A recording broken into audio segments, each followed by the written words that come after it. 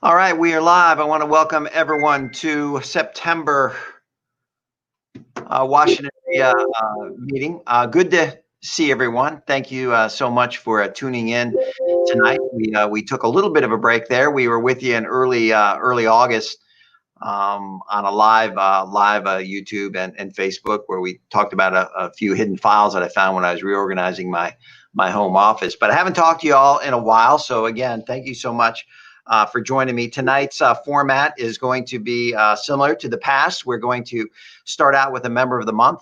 We're going to break away for a property of the month, and hopefully you'll tune into that. It's a little bit a different one than a usual buy, renovate, and sell, or a buy and hold property. So tune in for that. And then I will come back live.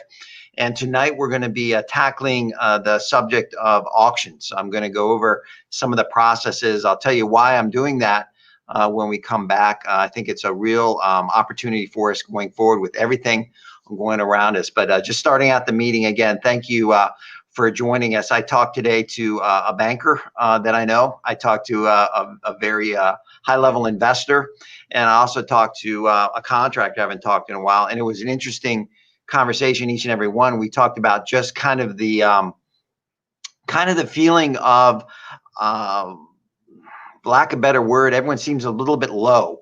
We've been going through this pandemic for about 6 months now. And even though we've kind of adjusted to it the best that we can, we're all wearing masks. Hopefully, if you're not, hopefully you will. And we're just kind of going about our business. But I think everyone is getting a little pandemic tired, if you will. And we really got to guard against that. So I appreciate you tuning in, because I know a lot of us have gotten zoomed out. I know I have to get myself up and ready every day to kind of tackle what's going on. And it's tough. It's tough. I told you way back in March, I think the biggest challenge of this whole thing is going to be mental, is going to be continuing to move on with our lives and our businesses in a way that is just foreign to us. We all kind of resist change, and a lot of us have to change the way we do our daily lives and our businesses over the past 6 months. And I think that's going to unfortunately continue for a little while. So we really have to guard against that feeling of not depression, but just being a little bit lower energy. So hopefully tonight you'll pick up a few things, and we can all move forward. So I want to start out with the member of the month. Now, speaking of that, I had a scheduled meeting on Zoom this afternoon with a member. I was excited, prepared some questions, was looking forward to talking with him, and he didn't join the Zoom for a little while. And I found out after waiting for about 15 minutes, he just really wasn't feeling well. He just didn't really feel like getting online with me and going over certain things. So I put him on hold. He will be up and coming in an upcoming WREIA event. And fortunately or unfortunately for you, that leaves member of the month, none other than myself, John Peterson. So if you do know me, I apologize for repeating some of this. If you do not know me, or if this is your first time tuning into Washington WREIA, maybe I can give you a little insight into myself. So what we do is we highlight someone every month. One of the key aspects of an online WREIA meeting or in person is just getting to know the members, understanding there's a lot of talent online and in the room. There's a lot of people doing a lot of different things, and networking is a big part of any kind of group. So you want to get to know them, and maybe even know them a little bit more outside of the regular, hey, I buy, renovate, and sell houses, a little bit more about them. So we highlight someone every month, and this month it looks like it's going to be my turn. So my name is John Peterson. I'm president and founder of Washington WREIA. And the first question is, how did I get started in real estate? Well, like a lot of you, I got started in the very early to mid 1990s by attending a free workshop. I did a free workshop at the Consumer Housing Library of Silver Spring. It no longer exists, but I went out to a free workshop that I saw advertised, believe it or not, in the Washington Post when print ad was still in vogue. And I attended. There was about 15 people in the room. A local speaker came up and talked about buying, renovating, and selling houses. He was an investor in Gaithersburg. I've mentioned his name many times. His name was Ernie Kessler. And at the end of the evening, he asked us to buy a tape set. I did. I forked over $500. It was a lot of money. I put some of it on my credit card. I had some cash, and I just devoured those tape sets. I later got to know Ernie better, and he became a strong mentor of mine. So much like a lot of you, I just got introduced because I thought it was something that was interesting. I heard about gaining wealth and cash flow in real estate, and I'm very thankful that I answered that ad and went to that seminar. So that's kind of how I got started. What do you do outside of work? In other words, outside of real estate investing, what is my life like? Well, I have two boys. I have a 21-year-old senior at a college called Butler University out in Indianapolis, Indiana. He is attending a class. We're doing kind of a hybrid version. And he is kind of majoring in data management, data analytics, and been doing very well. And then I have another son. Some of you met him at the WREIA meetings. His name is Luke. Luke is a rising junior at St. John's College High School in Washington, D.C. They are not going to class now. They're virtual, hopefully going to be a hybrid model going into the fall. Luke loves playing lacrosse, all sports, and he's a terrific kid. Me personally, I like all sports. I love watching all sports. I love to snow ski, play golf. I love to travel. I'm missing 4 states in the good old U.S., kind of in the middle of the country, and been to about 25 foreign countries, and active in my church and so forth. Best advice for someone who is new to the business. So if you're tuning in and you're brand new to this business, this is my best advice to you. Number one is surround yourself with good people. And what do I mean by that? I mean, find people involved in the real estate investment business, contractors, attorneys, landlords, anybody involved in the real estate business that really have no dog in the fight, meaning they're not out to really gain anything from you except just giving you good, solid advice. Listen to them, look at experience, and listen to what they have to tell you. So surround yourself with good people. Number one, if you can, find a mentor. Find someone that you can pick their brain, take them to lunch, call them up on the phone, do Zoom with them, as we've all been doing, just to get someone that, again, can help you navigate to get you to the right place in the real estate investment business. So if you can find a mentor, that's tremendous. And then 3, be very specific in your pursuits. And what I mean by that is don't try to be everything to everyone or do everything. Don't be a virtual wholesaler, a buy, renovate, and sell guy, a landlord from the get-go. Pick an area of real estate investment that interests you and really get good at it, and then add as you go along. I personally have been as I said, in the business, I buy, renovate, and sell. I own residential, commercial land. I've private lended in the past. I'm a teacher, mentor to some folks, and I've really enjoyed it. And then finally, where do I want to be in 10 years? Well, I love earlier in the year, we highlighted Libby Paulson, and her answer to this still makes me laugh today as I'm driving down the road. When I asked her that, she said, basically, I want to be upright and walking. So I'm going to applaud that and say in 10 years, I hope I'm also walking and upright. Other than that, hopefully doing a few deals, managing maybe some investment property that I own, then just basically enjoying life.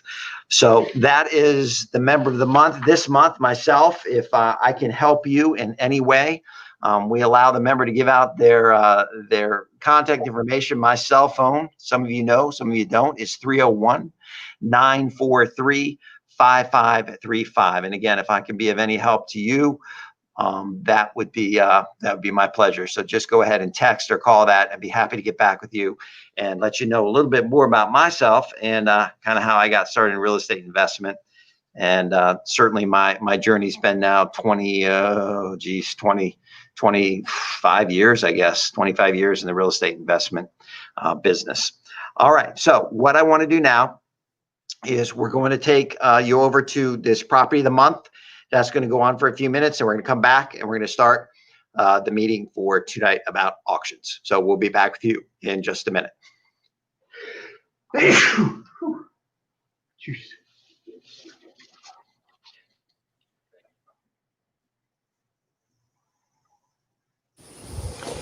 This month, we are highlighting a deal that involves purchasing debt. Now, I know a lot of you don't have a lot of experience buying and selling performing and non-performing debt, and I wanted to highlight a deal that we recently purchased. We bought a first mortgage secured against the house behind me. This is a property over about 2 acres in Montgomery County. As I said, the first mortgage, and we bought for 60 cents on the dollar, and our varies depending on the strategy that we take. And number one, we could foreclose on the property, gain ownership. Number two, we could negotiate with the seller. We could renegotiate so that first mortgage. Number three, we could do a short agreement by the seller, or the seller could sign over a deed in lieu of foreclosure. Now, in this particular case, we are going to have to foreclose because there is a very large second, a $350,000 second on this property. So we will foreclose to wipe that out. The seller does know this, and the seller is moving. And the way we can profit is twofold. Either we go to auction and someone buys the property at auction. We are paid the difference between what we paid for the mortgage and that auction price up to what we are owed. Or if nobody attends the auction, which could happen, we will take the property back and we will go ahead and renovate the property and resell it for a very nice profit. Now, I've said this many times, with the pandemic, there's opportunities that are coming to us. We're talking about auctions, and there certainly is opportunities to buy a debt. So I hope that you take some time to look how you can buy and sell debt as another avenue for your real estate investment business. I look forward to being with you tonight here on Washington WREIA.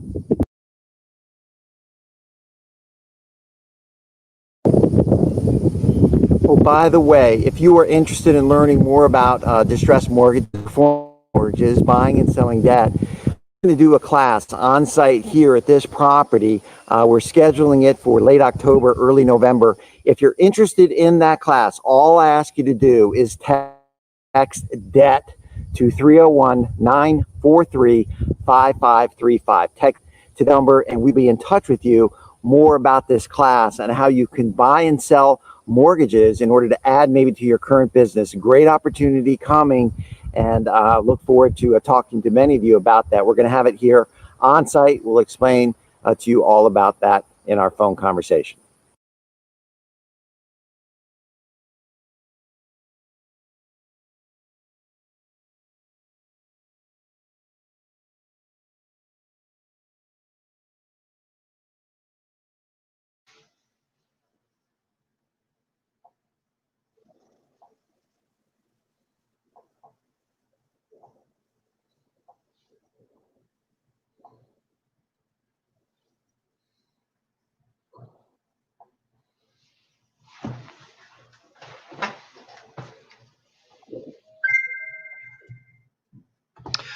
All right, we are back live.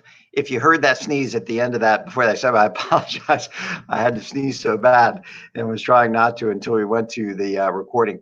I hope you enjoyed that property of the month. And again, if any of you are interested in a mortgage class, I'm excited to share that with you. I'm excited to share information about debt. A lot of people don't incorporate that into their business, and we're looking forward to highlighting this particular deal, have the class out at this particular house, and show you all about buying and selling non-performing and performing debt. But tonight, what's the number again? I love it. Let me give it to you. It's 301-943-5535. If you're interested in a class on mortgages, just text the word debt, and we will get back to you and tell you all about it and get you all signed up. All right.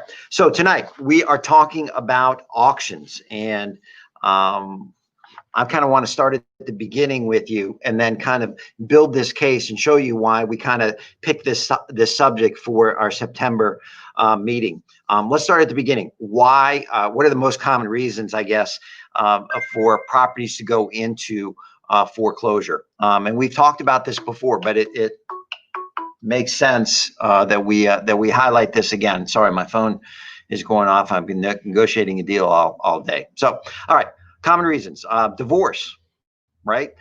These are reasons that people fall behind in their mortgage, where the bank at some point, now again, they're giving everyone a little bit longer time period now, but eventually will begin a foreclosure process, which will lead to an auction. So again, I want to let you know, these are the reasons that you can kind of look out for to know that this is happening. Divorce situations where spouses are fighting, they don't pay the mortgage falls in arrears.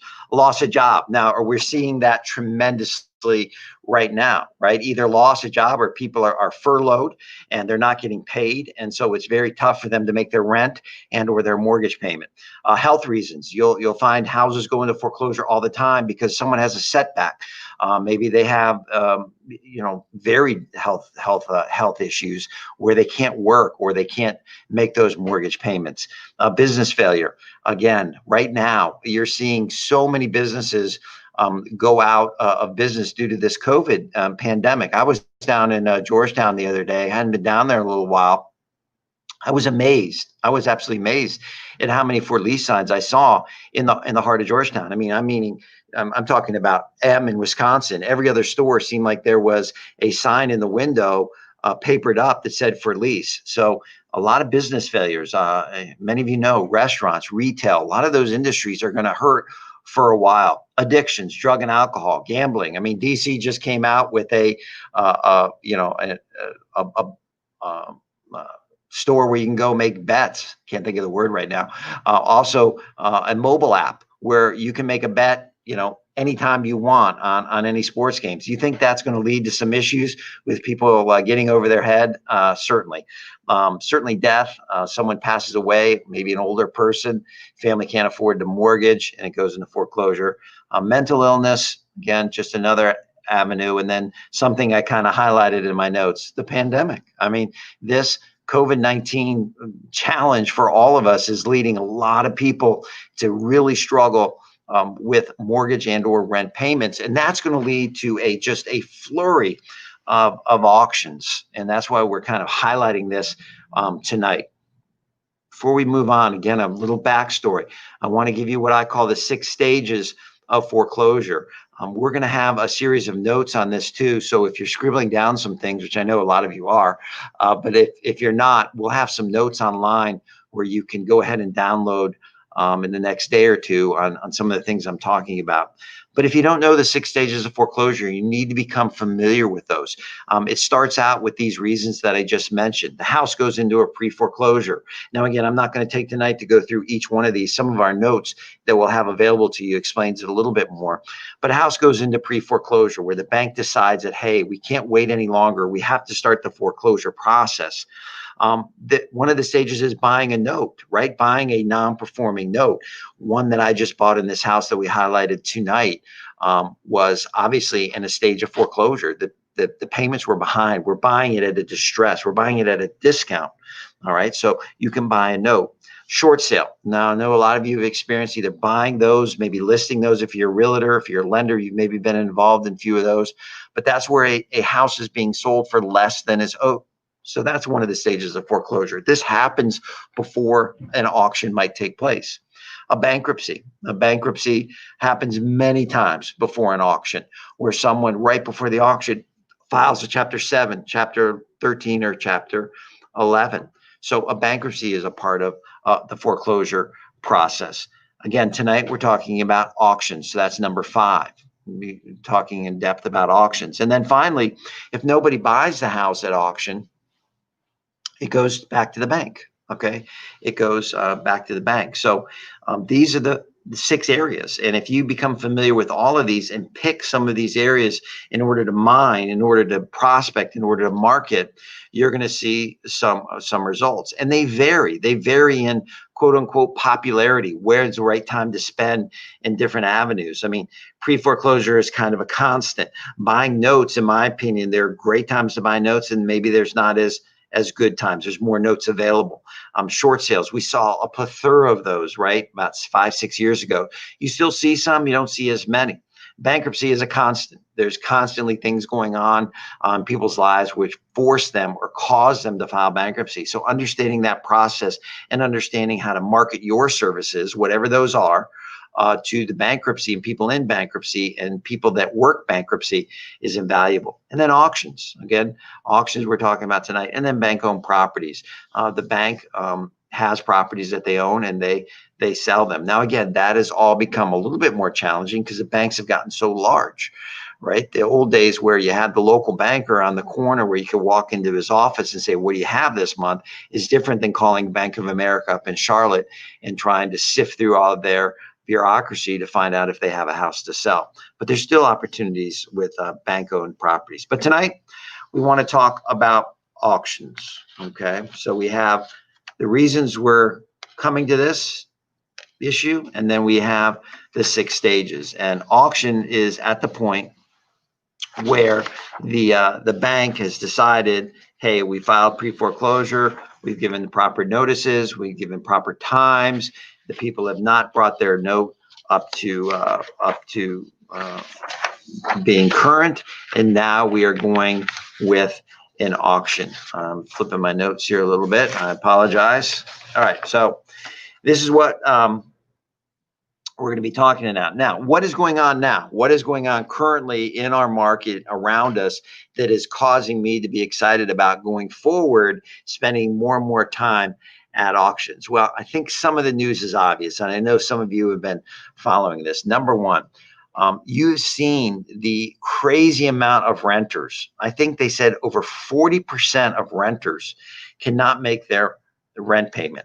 So if a renter can't make their, and we have a national moratorium on evictions, okay? We have a national moratorium on evictions through the end of the year. Now, every state is handling this a little bit differently. In some states, you have to prove that COVID has affected your income in order to stave off foreclosure. I'm sorry, stave off eviction.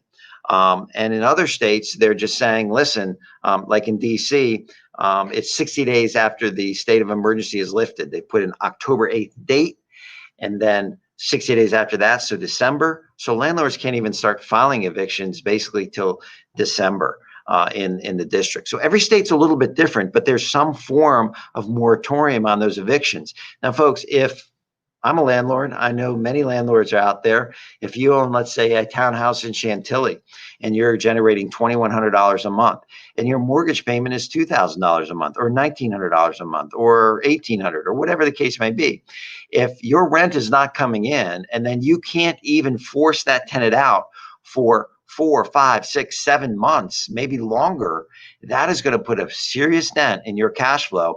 And if you don't have the reserves in place, which a lot of mom and pop landlords do not, okay, that's going to lead to some real hurt with those landlords. And some of those properties, now again, if there's a national moratorium on rent, where in other words, we can't evict and they can't pay rent, are the banks giving that same luxury to the landlords? Sure, they might be putting them in a state of forbearance where they're not having to make their mortgage payment, but they will eventually. And the renter, even though they're not making the rent payments, do they owe that money eventually? Absolutely. But good luck trying to go collect that from a renter that really doesn't have anything. Now, the bank does have something. They have an asset. They have that mortgage is secured against that property. And if we see this continue on and on, a lot of landlords are going to be hurting. And then let's shift to the homeowners. Let's shift to people that are living in homes. Folks, I pulled up a statistic today, and let me read that to you. It basically talked about 23%. It was closer to 30%. 30% of homeowners did not make a full mortgage payment in the month of July. Now, again, some of these stats are coming from different areas, and I think getting your hands on the true data is a little bit difficult, but just understand that a tremendous amount of people out there right now are not making their full mortgage payments. Now, some of the banks were very quick. They were very quick to allow people to go into a forbearance. In other words, not pay that mortgage for 30, 60, 90 days, 180 days, and in some cases up to a year. But folks, what happens after that 90 days is that a lot of these banks are requiring people to make that lump sum. Or if they didn't go through all the paperwork and the hassle, to get a new mortgage payment plan, there's a lot of pressure on these folks. So between eviction moratorium, between all that's going on with COVID and people's incomes and people's lack of ability to pay those mortgage payments, the amount of foreclosures, I believe, even though the banks are really working with people. Now, as a test, I took one of my rental properties. Actually, I took 2 of my rental properties, one with Chase and one with Bank of America. And I called them up and I said, I can't make my mortgage payments. And what do we do? And they basically said over the phone, you don't have to make them. You got 90 days. All right. So I still was fortunate to have the rent coming in, and I did it as a way to figure out what is going to happen at the end of 90 days. Well, Chase was very easy to work with. I mean, they allowed, they constantly, they called you, they put together a plan, but at the end of the 90 days, they asked you for the full amount, or you could spread it out over the next 6 months. So this particular case, in my case, I had a mortgage payment of $1,000 secured against a property down in South Carolina. And I either owed $3,000 lump sum, or I could split that $3,000 up over the next 6 months. It was, let's see, it was April, May, June. And so I could pay it July through December, $500 increments. And I just paid back the lump sum.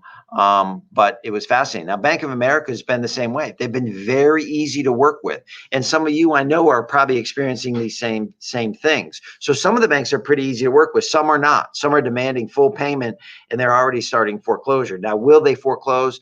I don't think so, but they're starting to demand it. And at some point they will. So all this convergence of people not able to make their rents and mortgage payments is going to lead to a tremendous amount of foreclosures, in my opinion. And at that point, you're going to have just a tsunami of auctions coming our way. Now, is that going to happen this year? I don't know. I mean, we still have to lift some of the state of emergency. Right now in the state of Maryland, we are not able to file our notice of default in order to foreclose. There's still some foreclosures happening, but those were already in the pipeline before all this hit. So that is why I'm focused on this, and that's why I want tonight to let you all understand kind of the processes of if you will, of auctions, so you can get prepared. Now is the time to get prepared. Now is the time to do a little research and education, get a little fund together, get ready to start attending some of these in-person auctions and also online auctions. So I hope that it makes sense for everybody. And if you have a question, tonight, I don't see my different screens, so I'm not sure who's there, who's not there. But if you have any questions, go ahead and throw those on the screen, and I'll try to answer those, or I certainly will after the presentation here. So that's why we're doing it. That's why we're focused on auctions tonight, because I see just a tsunami of this happening. I mean, it's just very difficult when you get 2, 3, 4 months behind on a mortgage in order to pay that back, even if you got to make partial payments, because remember, you still have to make your regular mortgage payment. It's just like when you file a Chapter 13 reorganization case in bankruptcy court. You have the ability to pay back money in bankruptcy court. But I've had many bankruptcy attorneys tell me that 97, 98% of those plans fail because people can't make their regular bills plus a percentage of what they owe in the back. So this is coming, and if you're prepared, I think you're going to get some tremendous deals. So let's talk about it. Let's talk about foreclosure auctions first. All right, there's 4 kind of different auctions I'm going to talk about tonight. The live foreclosure auctions, where they have them at the local county courthouse. The online auctions, I'll give you a couple to start paying attention to. Estate auctions and bankruptcy auctions. But let's start with foreclosure auctions, all right? And these are some of the things that I think you need to be aware of. The foreclosure auction is going to be advertised in a local newspaper. You can pick up a Washington Post tomorrow if you like, or go online. And that is a big newspaper around here that they're advertising foreclosure auctions. And there'll be an ad in the back, generally behind the sports section. And the ad's going to have some pretty important information that you want to start tracking. Okay. And again, you can find a virtual assistant to start doing this for you. You can find a stay-at-home mom or dad, or even a teenager, to compile this information for you. So you have it in an organized data set, if you will. So as these things start popping, you can be on top of them. But these are the information you want to get out of that ad. Number 1, the address of the property, obviously. The date of the foreclosed mortgage. Now, what I'm saying is that is the date where the person took out the mortgage. The older the mortgage, right, the better chance there's equity in the property. That's not always the case, but if you find a 5, 6, 7-year-old mortgage, that's probably better than finding a mortgage that was just originated in the last year or two. because you're guessing that the older the mortgage, the more equity there is in the property. You don't know. They might have gotten a second mortgage. They might have a private loan from a friend or a relative. But the chances you're playing the percentages are the older the mortgage, the more equity you'll have in that property. The address of the property I mentioned. The date of the auction obviously is very important. The date of the auction and the location will be right in that ad. So it'll be October 8th at 10:10 a.m. and it'll give the location. It'll be at the Montgomery County Courthouse on the auction steps in front of the Montgomery County Courthouse, or Prince George's or Frederick or Arlington or DC, wherever that auction may be. Occasionally, most so in the inner cities, in Baltimore and so forth, they will have the auction at the actual property, right in the front yard of the actual property. So those are the four things. You don't have to go in much more than that. The date of the auction, location of the auction, the address of the property, and the date that foreclosure, that date of that original mortgage, when it was taken out. And you have that information available to you. And you kind of set this up in a database so you know when you're going to attend these auctions. And the time of the auction is very important. They are not allowed to have that auction before that time frame. So if it's at October 10th at 12:05, they can't have October 10th at 12 o'clock. And the reason is because people have the ability to cure that mortgage many times up to the auction time and date, and they have the ability to file a bankruptcy before that auction. Because as soon as they timestamp that bankruptcy, it's before that auction time, that auction is postponed or canceled. So that's very, very important. So again, once you have that data, now you can start doing some research, right? You can research the value of that property. You might pay somewhere, you might do a drive-by of that property. You can get a very good idea about condition of property by just looking at the outside, right? Bushes high, grass not cut, newspapers on the front yard, blinds drawn. And you can get a good idea of houses are vacant or occupied, cars in the driveway. So you can get a very good idea of condition. And if the house is vacant, if you can tell it's vacant, you might, it's up to you, but you might, peek through the windows, get an idea, talk to neighbors, see about that property. And so you want to do some research because you want to be prepared to get to that auction site, that auction location, and be ready to bid. Now, in that ad, they're also going to give you a deposit amount. You're going to want to know what that is.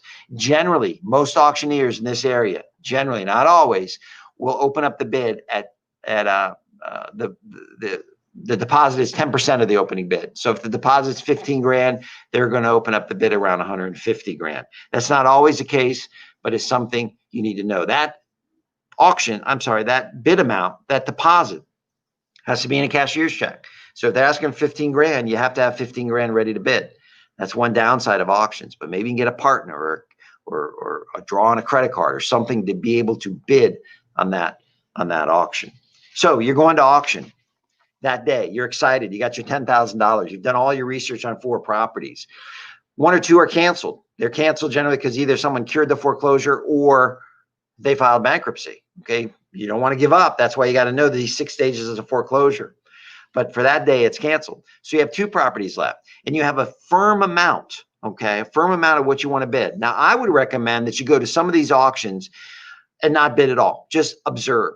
Watch people's bidding patterns. See when you want to enter. There's a little bit of an art to this, all right? But you have a number that you want to stick to. I'm not going any higher than $260,000. And when it gets to 261, I'm bowing out because you have to be very, very careful not to get competitive like I am or emotional and want that house so bad that you overpay for it.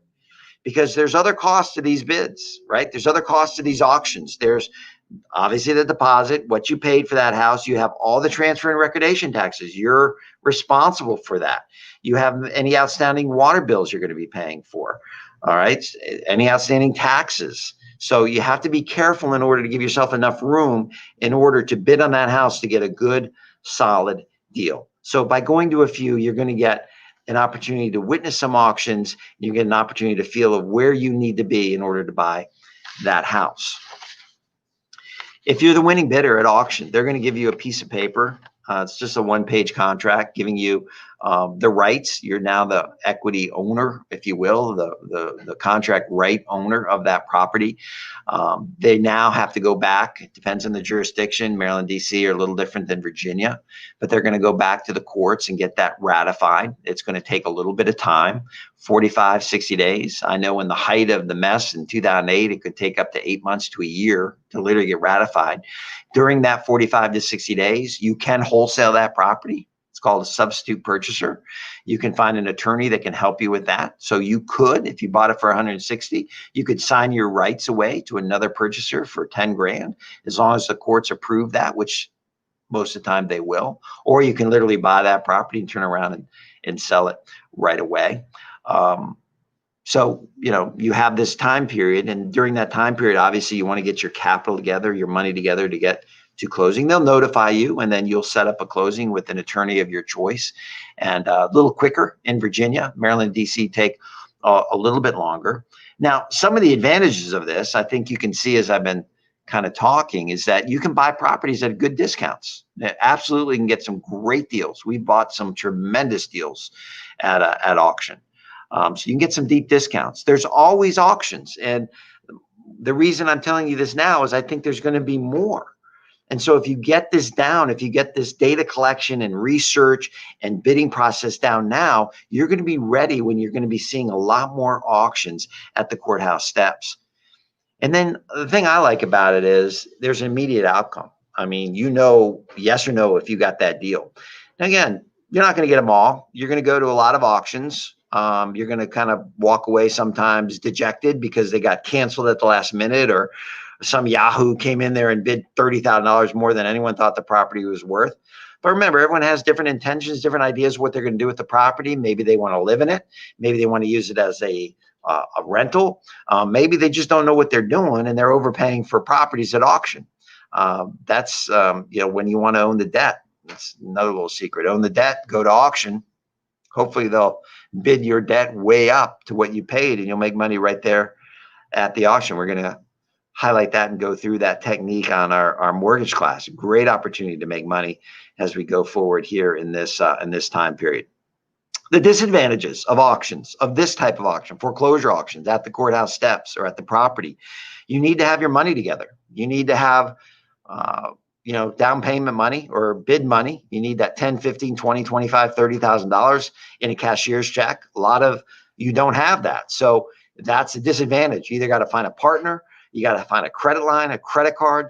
You need to learn how to gather up small amounts of money, if you will, in order to bid at auction. And then if you win, you can't turn around and go, uh-oh, you got to say, how am I going to find other monies to buy this house? Of course, we've talked about financing in the past. There's credit lines, there's partnerships, there's hard money, there's private money. I just spent some great time with people going over how to create your private bank. I had a number of people take advantage of that, and we're raising a lot of money for them. So you need to learn how to raise money in order to buy auctions.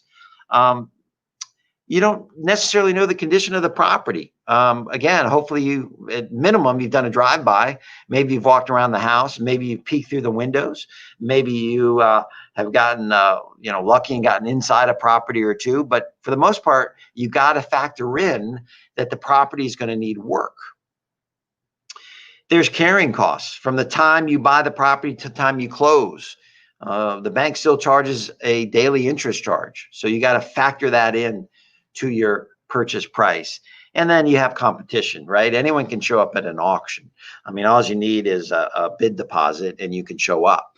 So there is competition. But again, if you're prepared, if you have a system in place, if you're working it hard, how many deals do you need a month? I mean, you can go to probably 20 auctions a month. And if you're just successful in one of those, that's one property every month, or two or three, or whatever, how many you want to buy. So there is competition. Okay.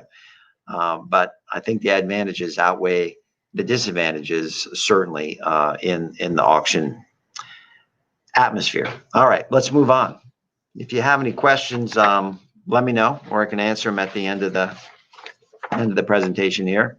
The next thing I want to talk about is online auctions. So this is where, you're sitting in your pajamas. in your bedroom or at your home office or at the beach or wherever you like to hang out. And you can literally bid on auctions, properties all day long. Let me go over a few of the bigger auction sites. And again, we do have some notes for you that you'll be able to download in the next day or two. So if you don't want to write these down, they will be available to you. You have the big boys. You see auction.com. You can register for auctions on there. They have them. Hubzu is another popular one, hubzu.com. Williams and Williams is another auction site. Hudson and Marshall. Okay, Hudson and Marshall. Two more that have kind of come along are Bid for Assets, BID, number 4, assets.com. And then another one is realtybid.com. And I'm sure there's 4 or 5 more out there. So what I would suggest to you in the next few days or a few weeks, however, we all seem to have still a little bit more time in our lives right now.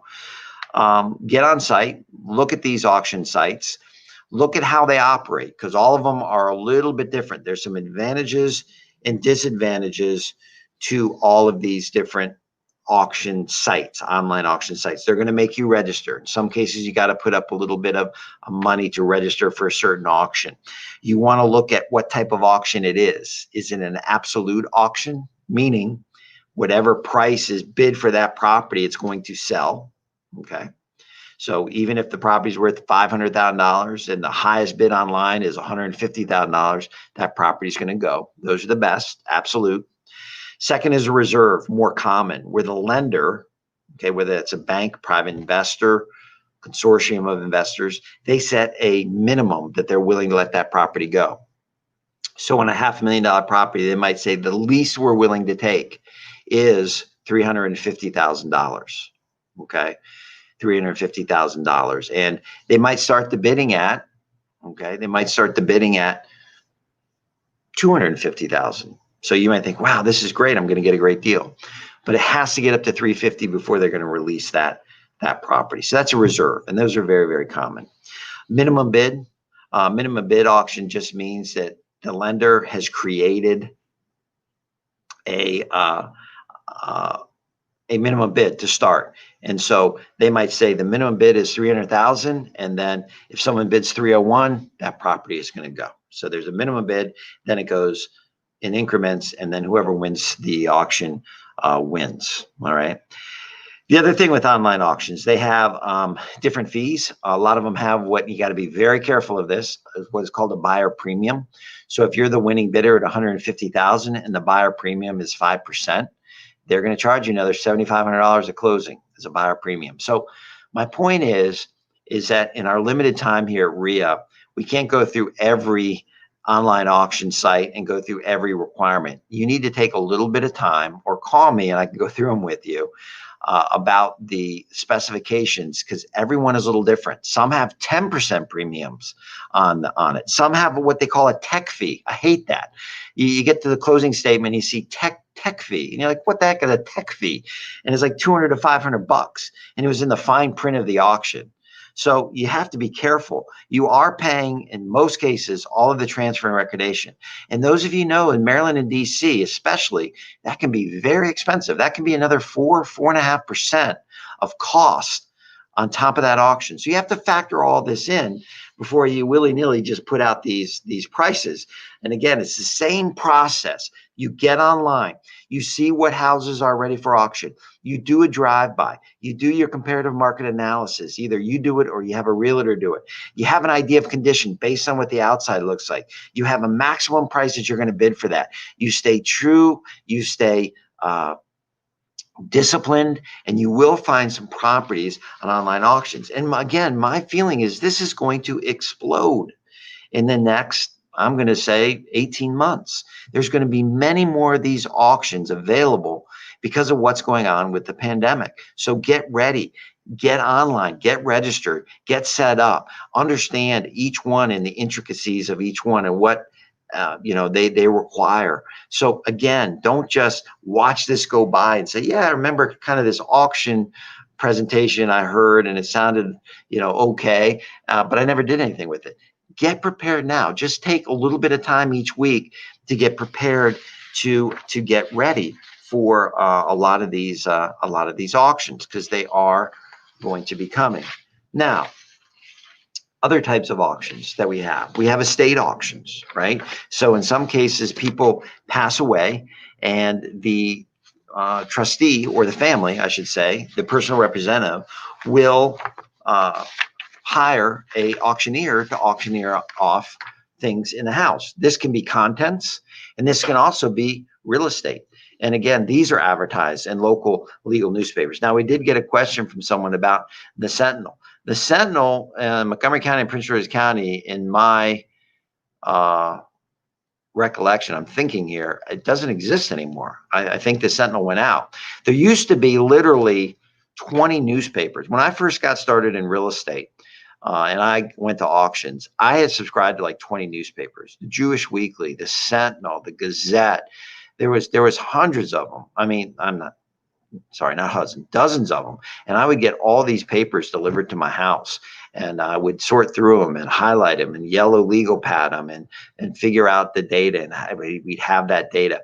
Again, that all can be done now much more efficiently, but these auctions out. You can also go to the auctioneer sites. Okay, you can also go to AJ Billings and all these different auctioneer sites to track foreclosure auctions if you find that easier. So there's lots of ways to get the data now online that will not take you quite as much time. But you have estate auctions, okay?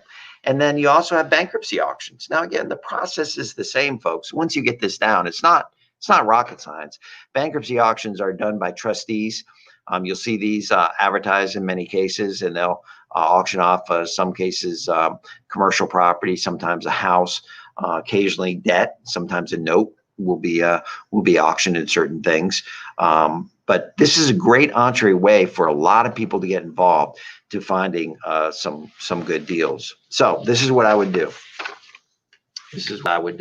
I would now, before it comes, all right, because we're still in the early stages of this. A lot of banks are working with homeowners to try to get them back on track. They're doing forbearance agreements. They're doing, in some cases, refinances, and they're trying to spread out the payments longer. But the reality is, a lot of these folks are not going to be able to make these payments.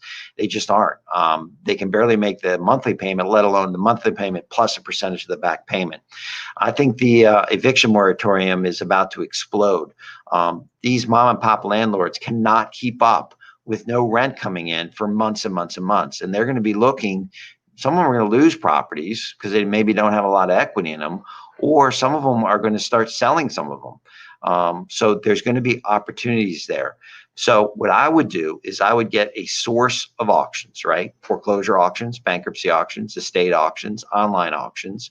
I would learn how to gather this data. I would have a very simple, specific plan to gather this data. And again, if you're working full-time or you are busy doing other things, you can hire this at a very low cost. You could pay a low hourly wage maybe and a percentage of deals you get, or just make it a commission-based job. But they should be gathering that data and putting that data in a way that, an organized way for you to review it. So again, you can go do maybe some drive-bys of properties on the weekends or in the evenings.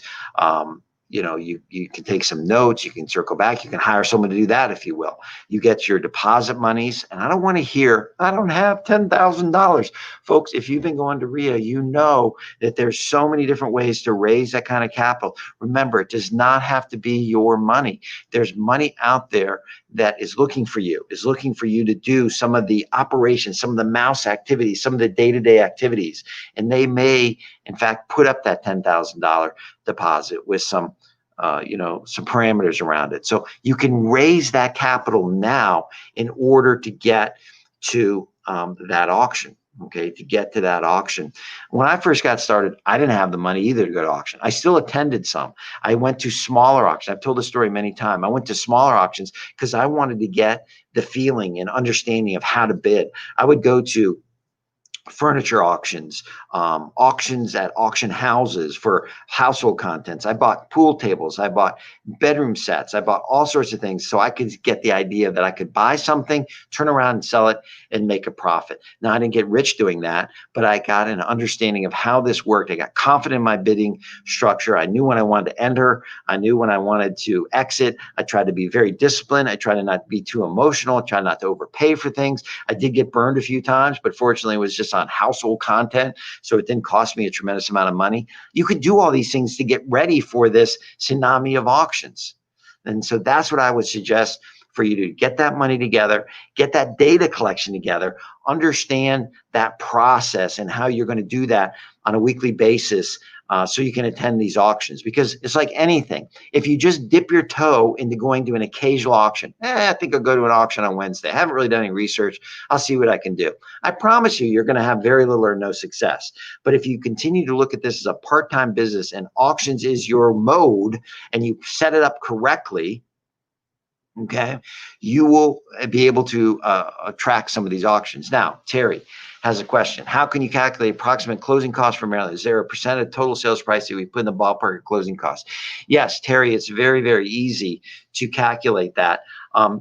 You have obviously all the costs of closing, like the attorney fees, the title searches, surveys, all those different costs that you're going to have. But the main was in this is the transfer and recordation taxes. And that's going to be close to 2.2 to 2.3% of the sales price in Maryland and DC.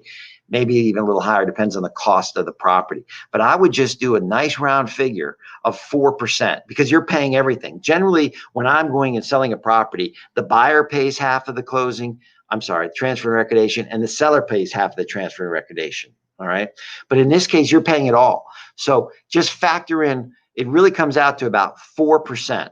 And it depends, again, it might be a little higher because sometimes depending on when you settle, you have to pay your property taxes for the year. So you have to come up with more cash. But if you put in 4% on the sales price of that property, you're going to be real close, within shouting distance. Okay.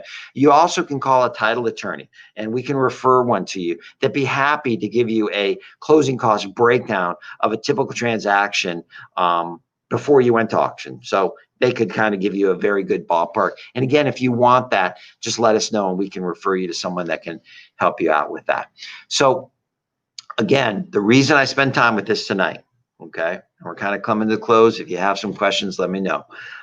The reason I really wanted to focus in on this is because all that's happening around us and just the hurt that I see that's playing out due to this COVID, and it's not going away anytime soon. I mean, the thoughts of all of us, I think, or at least we're hopeful that by the fall, we'd be through the majority of this. Well, that didn't happen. And are we going to be through with it January 1st? I don't think so anymore. So I think what we have to do is we have to prepare ourselves mentally, number one, mentally to get through this. And then two, where is that opportunity? Where is that opportunity? Early on, I talked to you in the member or the property of the month about notes. That's another opportunity. And again, we're doing this note class. If you're interested in our note class coming late October, early November, tell you all about it. We're going to be focusing in on this property that you saw there. We're going to have it on site. And again, we're going through all the protocols. It's going to be safe. It's not going to be a big crowd. We're going to have the proper social distance. And we're really going to hone in on how you buy and sell performing and non-performing debt. If you're interested in that class, again, all you have to have is interest. There's no commitment. Just text the word debt to 301-943-5535.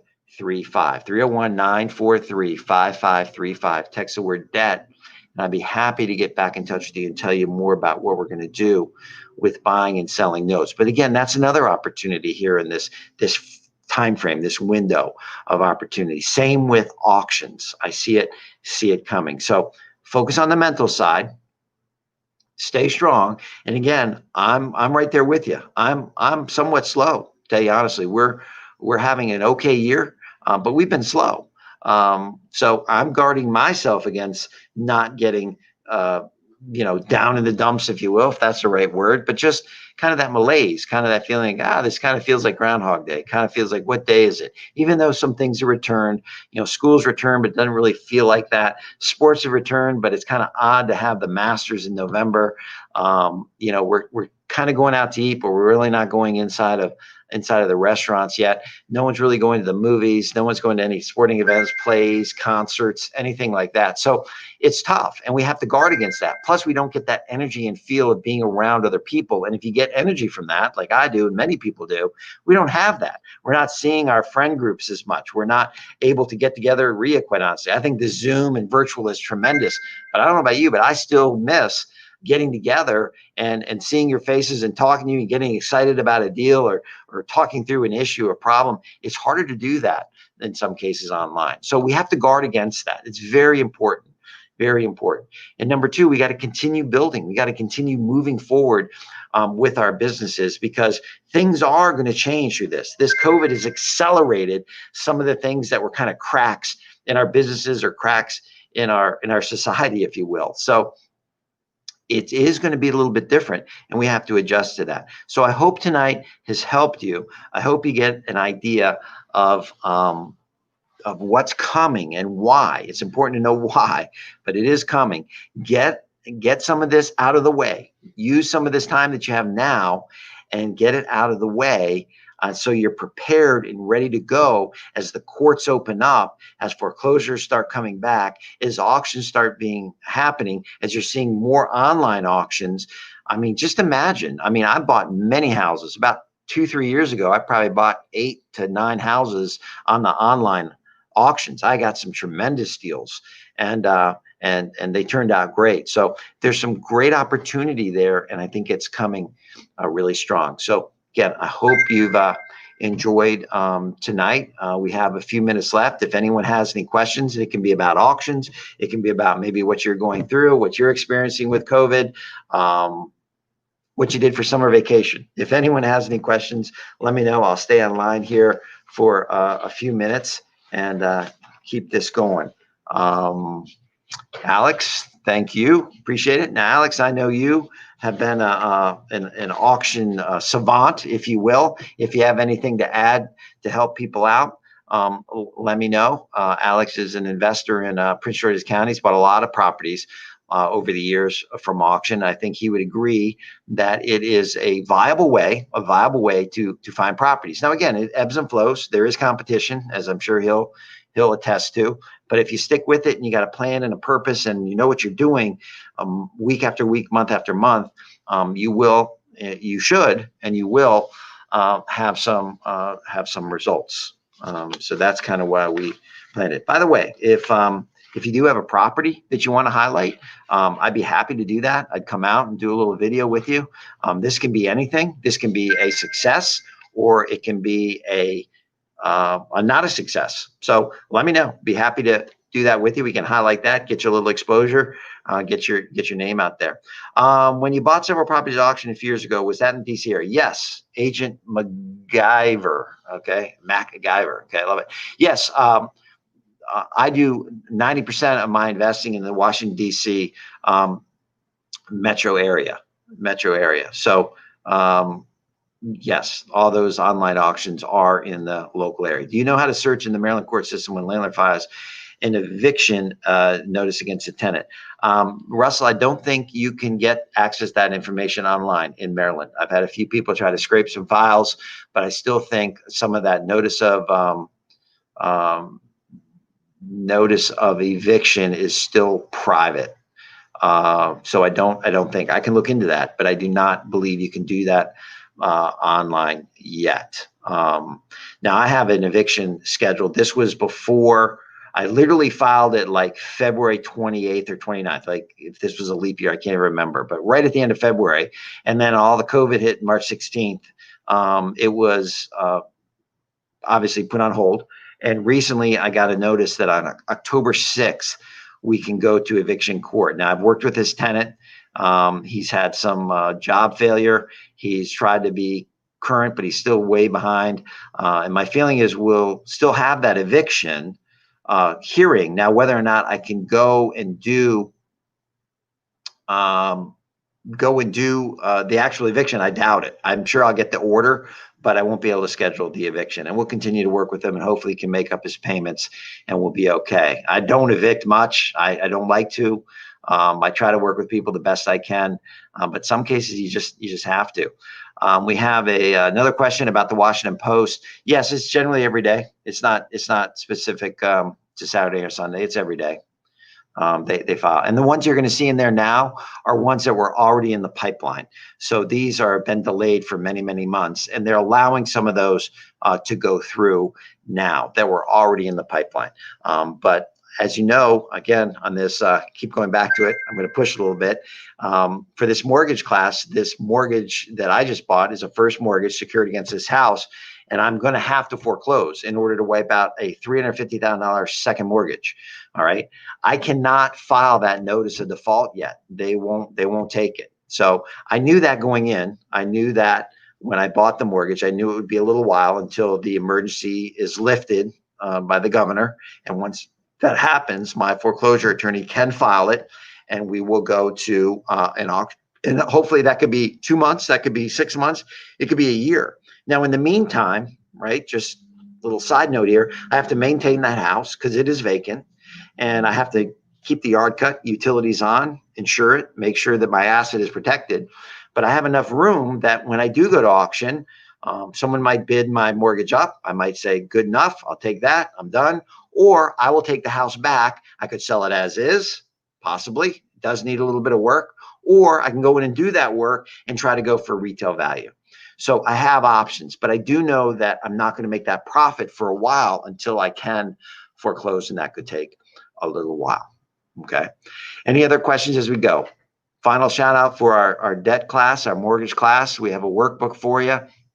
We're going to show you how to analyze these. We're going to show you how to make money on these, on performing, which performing means they actually paying. They're paying now. So it might be a great way for your IRA to generate some cash flow, for retirement or college educations. It might be a good way to kind of take away a little bit of diversify your portfolio, or non-performing. And there's going to be opportunities with that. First mortgages and second mortgages. There's a question came on the screen. Justin, I did not see that. If you want to post that again, that'd be helpful. Or there it is. You are a sweetie. Thank you for your time and info. Well, Terry, that's very nice. That's very nice of you. No one really has ever called me a sweetie before.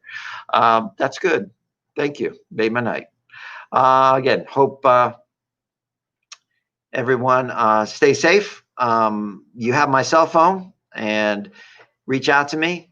Let me know about the class, and more importantly, maybe let me know if I can help you in any way. We're looking for deals. We're looking strong for good, solid buy, renovate, and sell deals. Just completed a very nice one in Temple Hills.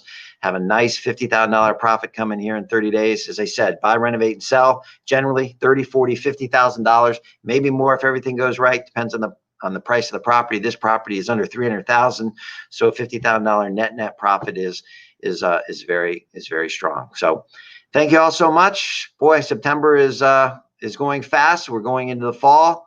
Good time to pick up some good properties. Stay in touch. Hope this was helpful, and I'll talk with you real soon.